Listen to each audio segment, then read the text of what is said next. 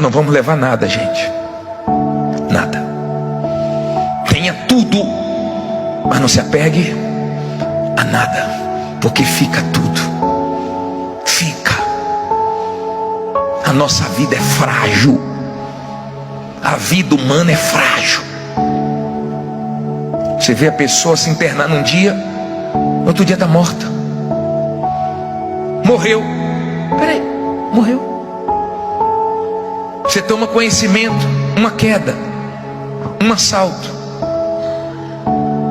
um acidente, um vírus que você não vê entra no corpo, uma bactéria, e leva a pessoa. Como é que eu vou brincar com a minha alma que é eterna?